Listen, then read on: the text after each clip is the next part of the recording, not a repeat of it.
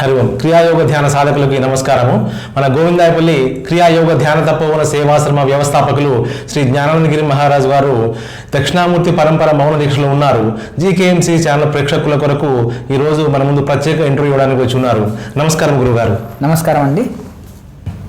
గురుగారు, ఆశ్రమంలో మొన్న శివరాత్రికి శివుని కళ్యాణం ఘనంగా జరిపించారు. అలాగే నిన్న సీతారామచంద్ర వారి కళ్యాణం కూడా అత్యంత వైభవంగా జరిపించారు. దీని విశేషాలు తెలుపగలరు గురుగారు? ఓం. కేఎంసీ ఛానల్ ప్రేక్షకులకి నమస్కారము. భక్తి సాధన సేవ అనేది మన యొక్క గోవిందాయపల్లి ఆశ్రమం యొక్క సిద్ధాంతము. శ్రీశైల మల్లికార్జున స్వాముల వారు మా యొక్క కులదైవము, ఇష్టదైవము. అయితే ఈ యొక్క మొదటి నుంచి కూడా మన ఆశ్రమంలో అభిషేకాలు, పూజలు, యజ్ఞాలు విస్తృతంగా జరిపినాము. మన యొక్క ఛానల్ వచ్చిన తర్వాత ఇంకా క్రియాయోగము, సాధన ఎక్కువ పెంచినాము. అయినప్పటికీ కూడా ఉదయం పూజలు, అభిషేకాలు, యజ్ఞయాగాలు ప్రతిసారి అవి జరిగిన తర్వాతనే సాధన అనేది క్లాసులు తీసుకునే వాళ్ళము. క్రియాయోగ సాధన క్లాసులు తీసుకునేది. అయితే ఈ యొక్క సామాన్య భక్తులని దృష్టిలో పెట్టుకొని వాళ్ళు పాపము బయట రుసుములు చెల్లించలేక, ఫీజులు కట్టలేక చాలా ఇబ్బంది పడుతున్నారు. ఈ భక్తి మార్గంలో అందరికీ సామాన్యులు, సంపన్నులు అని తారతమ్యం లేకుండా అందరూ ఉచితంగా ఈ సేవా కార్యక్రమాలు అందుకోవాలని మేము మొదటి నుంచి సంకల్పించినాము. ఈ మధ్యలో ఇంకా కొంచెం పెంచాలని మాకు సంకల్పం కలిగింది. మొన్న శివరాత్రి శివపార్వతుల కళ్యాణం ఏమిటి, మరి మొన్న శ్రీ సీతారాముల కళ్యాణము, ఇవన్నీ ఘనంగా నిర్వహించుకున్నాము మన గోవిందాయపల్లి ఆశ్రమంలో. భవిష్యత్తులో కూడా శ్రీ వెంకటేశ్వర స్వామి కళ్యాణము, మరియు శ్రీ సత్యనారాయణ స్వాముల వారి వ్రతము, శ్రీ కేదారేశ్వర వ్రతము, శివుడి యొక్క ఇష్టమైన కేదారేశ్వర స్వామి వ్రతము, ఇటువంటి వ్రతాలు, నోములు, సంస్కృతి సాంప్రదాయాలు, కళలు, భజనలు, కోలాటాలు, సంస్కృతి సాంప్రదాయాలు, భక్తి ఆచరణ, ఇవన్నీ మన సాంప్రదాయాల్ని రక్షించడము మా యొక్క బాధ్యత. ఎందుకంటే మనని అనుసరించేటోళ్ళు వాళ్ళు కూడా వాళ్ళ ఇంటి దగ్గర మనం ఆచరిస్తేనే వాళ్ళు ఆచరిస్తారు. అందరూ ఆచరించండి మీ మీ ఊర్లలో, మీ దేవాలయాల్లో. అందరు రాలేరు కదా, రాలేని వాళ్ళు మీ గుళ్ళో, మీ దేవాలయాల్లో, మీ ఊర్లో కూడా ఇవన్నీ జరుపుకోండి అని మేము చేస్తూ సమాజానికి కూడా సందేశాన్ని అందిస్తున్నాము. కనుక మన సంస్కృతిని, సాంప్రదాయాలని, భక్తిని అందరూ కాపాడుకోవాలి. మీరు కూడా ఇవన్నీ నిర్వహించాలని అందరినీ కోరుకుంటున్నాను. శ్రీ కాశీ విశ్వేశ్వర స్వామి అన్నపూర్ణాదేవి మాతాని మనము మన ఆశ్రమంలో ప్రతిష్ఠ చేసుకున్నాము. కనుక ప్రతి పర్వదినములో, ప్రతి పండుగకు, ప్రతి పర్వదినాల్లో మనము మన ఆశ్రమంలో ఈ యొక్క యజ్ఞము, ఈ పూజలు, ఇవన్నీ కూడా విశేషమైన కార్యక్రమాలని మనము జరుపుకుంటున్నాము.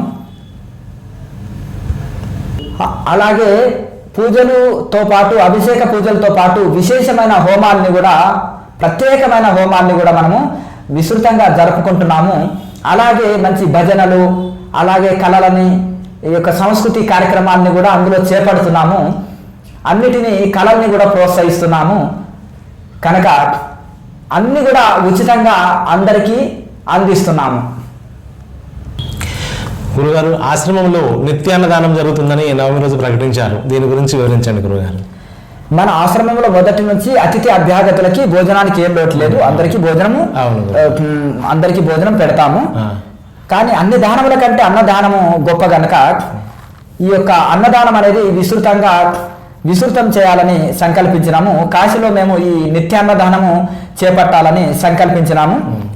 మొన్న శ్రీరామ నవమికి ప్రకటించినాము కూడా సభలో.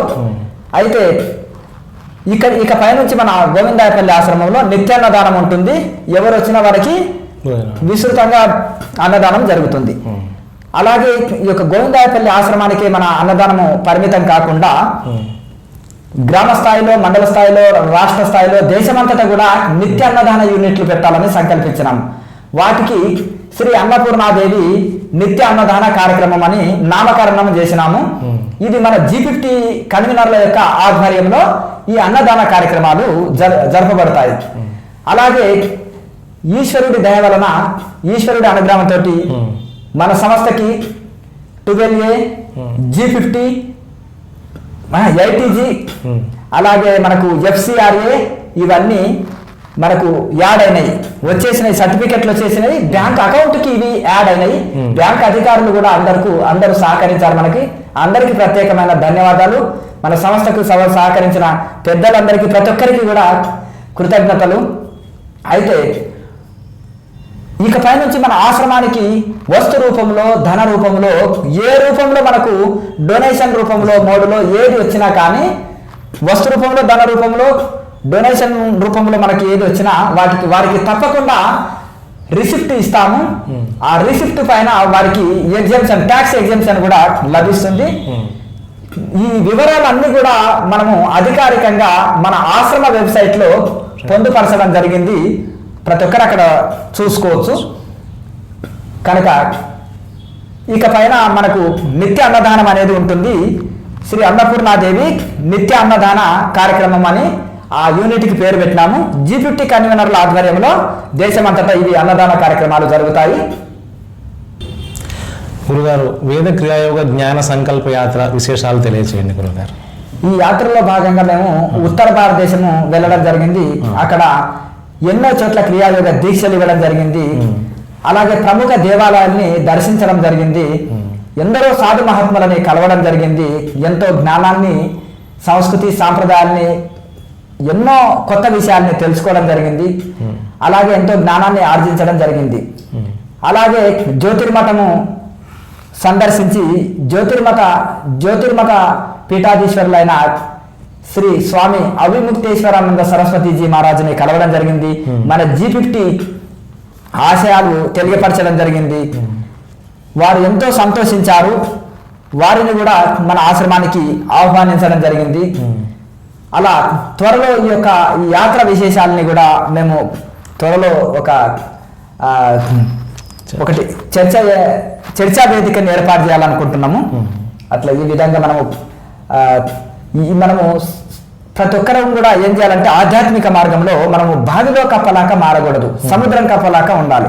అలాగే తేనెటీగా అన్ని పూలకెళ్ళి మకరందం తీసుకున్నట్టుగా సాధకులు కూడా జ్ఞానాన్ని అలా ఆర్జించాలి. అలాగే మన సంస్కృతి సాంప్రదాయాల మీద,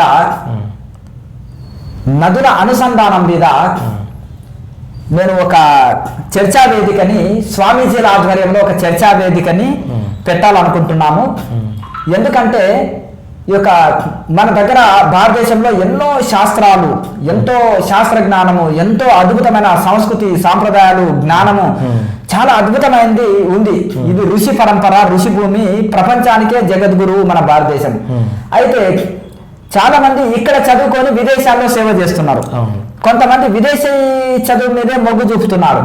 కనుక ఈ మన సంస్కృతి సంప్రదాయాన్ని, జ్ఞానాన్ని అందరూ తెలుసుకొని బాగుపడాలి, దేశానికి ఎంతో సేవ చేయాలి అనే ఉద్దేశంతో ఈ అందరు స్వామీజీలని ఒక దగ్గర ఒక చర్చా వేదికలో అందరినీ ఒకే దగ్గర ఒకే చర్చా వేదిక మీద తీసుకొచ్చి మన సంస్కృతి సాంప్రదాయాలు, నదుల అనుసంధానము మరియు మన శాస్త్రాలు, గొప్పతనము, వీటి గురించి స్వామీజీలతో ఒక సభను ఏర్పాటు చేయాలని మేము సంకల్పించాము. గురుగారు, మహావతారు బ్రహ్మజ్ఞాన క్రియాయోగ సేవాశ్రమం ట్రస్ట్ గురించి వివరించండి గురుగారు. సేవలని విస్తృతం చేయడంలో భాగంగానే మహావతారు బ్రహ్మజ్ఞాన క్రియాయోగ సేవాశ్రమం చారిటబుల్ ట్రస్ట్ని పెట్టడం జరిగింది. అయితే గతంలో కూడా మనము పాత ట్రస్ట్ ద్వారా మనం ఎంతోమంది విద్యార్థులని చదివించడం జరిగింది, ఎన్నో సేవా కార్యక్రమాలు చేస్తున్నాం. ఇంకా ఈ సేవల్ని విస్తృతం చేయడంలో భాగంగా కొత్త ట్రస్ట్ నిర్మించినాం. అయితే ఈ కొత్త ట్రస్ట్ ఉద్దేశం ఏంటంటే ముఖ్యంగా అన్నదానాలు, రక్తదాన శిబిరాలు, విద్య, వైద్యము, ఇవి అన్ని సేవా కార్యక్రమాలు విస్తృతంగా చేస్తాము. ఈ కొత్త ట్రస్ట్ కూడా కొన్ని కమిటీలు వేస్తాం దేశ స్థాయిలో. సేవలో భాగంగా సేవను విస్తృతం చేయడం కోసమే ఈ యొక్క కొత్త ట్రస్టు ఏర్పాటు చేసినాము. కొత్త ట్రస్టు ఆధ్వర్యంలో విశేషమైన సేవలు అందిస్తాము. జ్ఞానానంద గ్లోబల్ క్రియాయోగ మిషన్ ద్వారా మనము విశేష సేవలు అందిస్తాము. అయితే మన G50 ప్రోగ్రామ్స్ పూర్తి అయిన తర్వాత ఇది జ్ఞానానంద గ్లోబల్ క్రియాయోగ మిషన్ ప్రారంభమవుతుంది. త్వరలో మీకు అన్ని వివరాలు తెలియజేస్తాము. అయితే అక్కడ మనం ఈ యొక్క మిషన్ ద్వారా విద్యా వైద్యం, ముఖ్యంగా విద్యా వైద్యము, మొక్కలు నాటడము, అలాగే మనకు చలివేంద్రాలు, అన్నదానాలు, ఇవన్నీ రక్త శిబిరాలు, అలాగే విద్యా వైద్యము, ఈ అన్ని సేవా కార్యక్రమాలు ఈ కొత్త ట్రస్ట్ ఆధ్వర్యంలో జరుగుతాయి. కనుక ఈ యొక్క G50 ప్రోగ్రామ్స్ పూర్తయిన వెంటనే జ్ఞానానంద గ్లోబల్ క్రియాయోగం మిషన్ ఆధ్వర్యంలో, కొత్త ట్రస్ట్ ఆధ్వర్యంలో ఇది ప్రారంభమవుతుంది. త్వరలో అన్ని వివరాలు మీకు తెలియపరుస్తాం. దక్షిణామూర్తి మహాక్రియాయోగ వాక్ శక్తి సమర్పణ మౌన దీక్ష గురించి వివరించండి గురుగారు. మన వాక్ వలన ఎంతో ప్రాణశక్తి ఖర్చు అవుతుందండి. ఈ వాక్కుని పరమాత్మకు లేదా గురువుకు సమర్పించి ఈ యొక్క ఎంతో మనం శక్తి పొందవచ్చు. అయితే ఈ యొక్క మౌనం వలన మనసు అంతర్ముఖమవుతుంది. అంతర్ముఖమైనప్పుడు శక్తి పెరుగుతుంది. ఈ యొక్క శక్తిని అంతర్ముఖం చేయడం వలన లోపల మనం ఎంతో ఈ యొక్క వాక్కుని మనం మౌనం వలన మనసు అంతర్ముఖం అవుతుంది. అంతర్ముఖం అవడం వలన ఎంతో శక్తిని పొందుతున్నాము, ఎంతో ప్రశాంతతను పొందుతున్నాము. మనము దాన్ని మనము మహత్ కార్యాలకు వినియోగించుకోవచ్చు. మౌనం అని మొదలు మనము చెప్పుకోవడం ముఖ్యంగా జలభరతుడు గుర్తుకొస్తారు. ఎందుకంటే పురాణాల్లో జలభరతుడు ఈ మౌనవ్రతాన్ని, సంపూర్ణ మౌనవ్రతాన్ని ఆచరించారు. ఇది మహాభాగవతంలో, భాగవత పురాణంలో ఈ యొక్క జడభరతుడి కథ వస్తుంది. అయితే ఆ యొక్క జడభరతుల వారు మహాజ్ఞాని, బయటికి పిచ్చివాడిలాగా కనిపించినా కానీ లోపల మహాజ్ఞాని. ఎందుకంటే ఆయన పేరులోనే జడుడు అంటే ఈ యొక్క అనే పేరు పడిపోయింది కనుక వారు బయటికి పిచ్చివాడిలాగా కనిపించిన లోపల మహాజ్ఞాని. దీనివలన మౌనం యొక్క గొప్ప ఉద్దేశం ఏంటిదంటే మాయలో చిక్కుకోకుండా ఉండటమే మౌనం యొక్క ముఖ్య ఉద్దేశం. ఇది ఎందరో ఋషులు మునులు ఆచరించి గొప్ప శక్తిని పొందారు, గొప్పనైన జ్ఞానాన్ని పొందారు మౌనవ్రతం చేత. మహాభారతంలో యుద్ధం ముగిసిన తర్వాత భీష్మ పితామహుళ్ళు అంపశయ మీద 18 రోజులు ఉన్నారు. వారు చాలా అవసరానికి మితంగా మాట్లాడారు. అది ధర్మ సూక్ష్మాలు బోధించుట కోసమే మితంగా మాట్లాడారు. మిగిలిన సమయంలో సంపూర్ణ మౌనవ్రతం పాటించారు. కేవలము వారి యొక్క దృష్టిని, ఏకాగ్రతని మౌనం ద్వారా అంతర్ముఖమై కృష్ణ పరమాత్మ విన్నే వారి యొక్క దృష్టిని నిలిపారు. వారి మనసుని సమర్పించి దృష్టిని నిలిపారు. ఇది ఒక రకమైన వాక్ శక్తి సమర్పణ.